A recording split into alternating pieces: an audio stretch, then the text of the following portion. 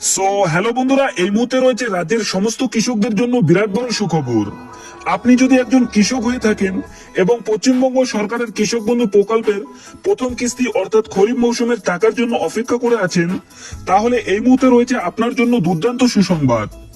এই 2025 সালে কৃষক বন্ধু প্রকল্পের প্রথম কিস্তির টাকা কবে থেকে দেওয়া হবে সেই বিষয় কিন্তু আজকে অর্থাৎ 23শে মে 2025 শুক্রবার উঠে এলো বিরাট বড় আপডেট।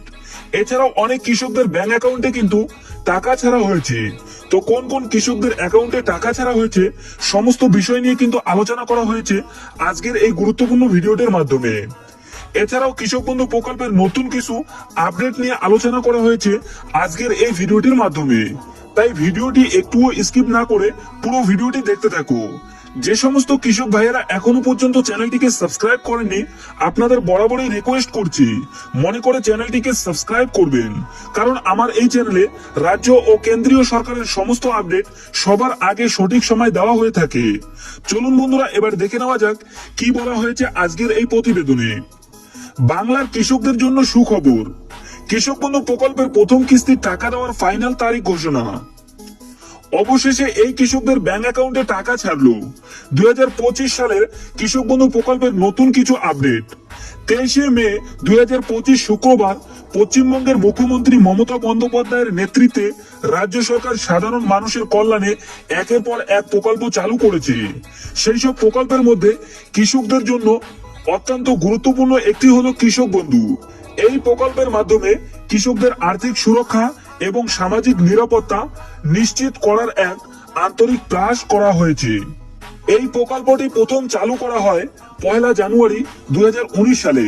প্রথম দিকে কৃষকদের বছরে সর্বোচ্চ 5,000 টাকা পর্যন্ত আর্থিক সহায়তা দেওয়া হতো। তবে সময়ের সঙ্গে প্রকল্পের পরিধি ও সহায়তার পরিমাণ বাড়ানো হয় এবং 17 জুন 2021 সালে এটি নতুন রূপে ফিরে আসে। নাম হয় কৃষক বন্ধু প্রকল্প। নতুন সংস্করণ অনুযায়ী বলা হয়, যেসব কৃষকের জমির পরিমাণ 1 একর বা তার বেশি তারা বছরে 10,000 টাকা পর্যন্ত আর্থিক সহায়তা পাবে। যাদের জমির পরিমাণ 1 একরের কম তারা পাবে বছরে 4,000 টাকা করে। এই আর্থিক সহায়তা বছরে 2 কিস্তিতে দেওয়া হয়। 1 নম্বর খরিফ মৌসুমে, যার সময় হলো এপ্রিল থেকে সেপ্টেম্বর মাসের মধ্যে। 2 নম্বর রবি মৌসুমে এই কিস্তির টাকা দেওয়া হয়ে থাকে অক্টোবর থেকে মার্চ মাসের মধ্যে। এই প্রকল্পের আরেকটি মানবিক দিক হলো মৃত্যুকালে আর্থিক সহায়তা। যদি কোনো কৃষক 18 থেকে 60 বছরের মধ্যে মারা যান, তাহলে তার পরিবার পায় এককালীন 2 লক্ষ টাকা ক্ষতিপূরণ। কৃষক বন্ধু শুধুমাত্র একটি আর্থিক সহায়তা প্রকল্প নয়, এটি হলো সরকারের পক্ষ থেকে কৃষকদের প্রতি এক আন্তরিক প্রতিশ্রুতি। তুমি একা নও, সরকার তোমার পাশে আছে।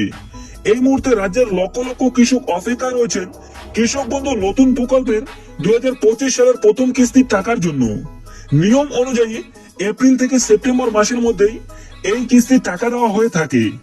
আর এই সময়টাই হলো খরিফ মৌসুমের শুরু, যখন চাষবাসের জন্য সবচেয়ে বেশি প্রস্তুত ও খরচের প্রয়োজন হয়। কিন্তু চলিত বছরে কৃষকদের অবস্থা একেবারেই স্বাভাবিক নয়। একের পর এক প্রাকৃতিক দুর্যোগ রাজ্যের হাজার হাজার চাষিকে চরম সংকটে ফেলেছে। ডিভিসি বাঁধ থেকে জল ছাড়ার ফলে বহু জমি প্লাবিত হয়েছে। বেশ কয়েকটি জেলায় অকাল বৃষ্টিতে নষ্ট হয়েছে বীজ ও চারা। অনেক কৃষক বাধ্য হয়েছেন নতুন করে জমিতে বীজ ফেলতে। এর উপর সার ও কীটনাশকের দাম অস্বাভাবিক হারে বেড়েছে, যার ফলে বহু কৃষক উন্নত মানের কীটনাশক কিনতে পারছেন না। আর তার প্রভাব পড়েছে ফসলের উপরে। এপ্রিল ও মে মাসে একাধিক জেলায় কালবৈশাখী ঝড়ে ব্যাপক ফসলের ক্ষতি হয়েছে, বিশেষ করে নদিয়া, হুগলি ও দক্ষিণ 24 পরগনা সহ বেশ কিছু জেলায়। এমনকি প্রতিদিনই রাজ্যের কোনো না কোনো জেলায় ঝড় বৃষ্টির ফলে জমির ফসল নষ্ট হয়ে যাচ্ছে বলে সূত্র মারফত জানা গিয়েছে। সব মিলিয়ে চাষের খরচ অনেক বেড়ে গেছে, আর সেই সঙ্গে কৃষকদের আর্থিক চাপও বেড়েছে কয়েক গুণ। এই পরিস্থিতিতে দ্রুত আর্থিক সহায়তা পৌঁছে দেওয়া রাজ্য সরকারের কাছে অত্যন্ত জরুরি হয়ে উঠেছে। তাই এখন সবার মনে একটাই প্রশ্ন, কবে আসবে কৃষক বন্ধু প্রকল্পের টাকা?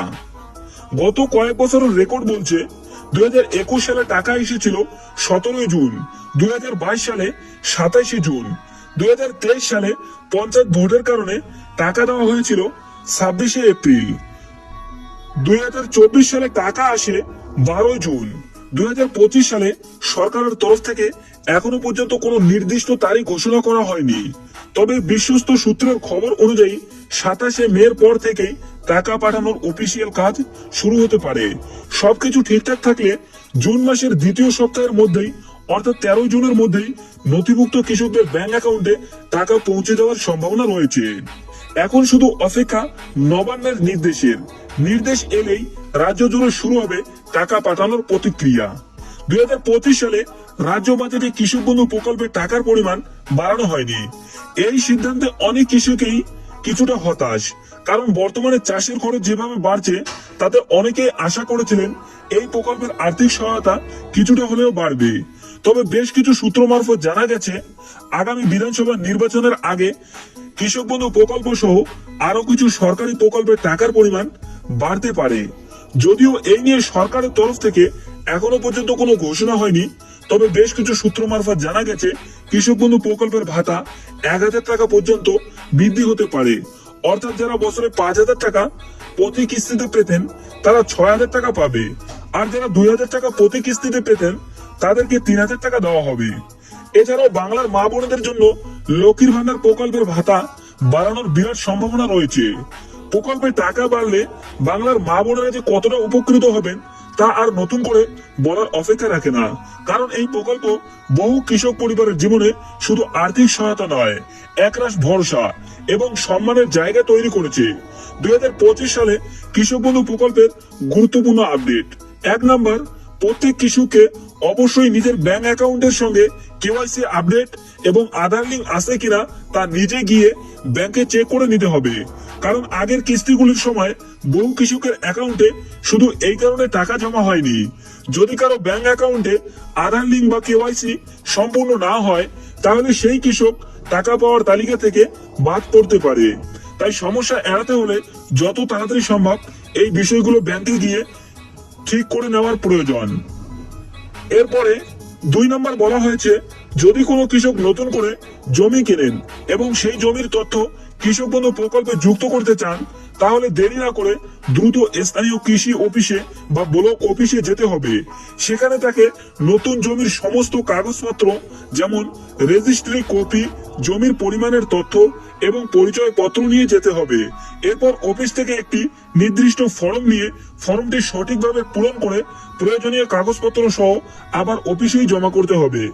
আপনারা মনে রাখবেন, এখন যদি জমির পরিমাণ বৃদ্ধি করার ফর্ম জমা করেন তাহলে আগামী প্রথম কিস্তির টাকার সঙ্গে কিন্তু বাড়তি জমিরও টাকা দেওয়া হবে। 3 নম্বর বলা হয়েছে, যেসব কৃষকদের কৃষক বন্ধু পোর্টালের সঙ্গে এখনো আধার লিঙ্ক করা হয়নি তাদের নামের তালিকা ইতিমধ্যেই গ্রাম পঞ্চায়েতের অফিসে পাঠানো হয়েছে। এই তালিকায় নাম থাকলে অবিলম্বে আধার লিঙ্কের কাজ সম্পূর্ণ করতে হবে, কারণ আধার লিঙ্ক না থাকলে আগামী কিস্তির টাকা ব্যাংকে আসবে না। এই সমস্যার সমাধান করতে রাজ্যের প্রতিটি জেলায় এডিও অফিসগুলি তত্ত্বাবধানে বিশেষ আধার সংযোগকরণের ক্যাম্প চালু করা হয়েছে।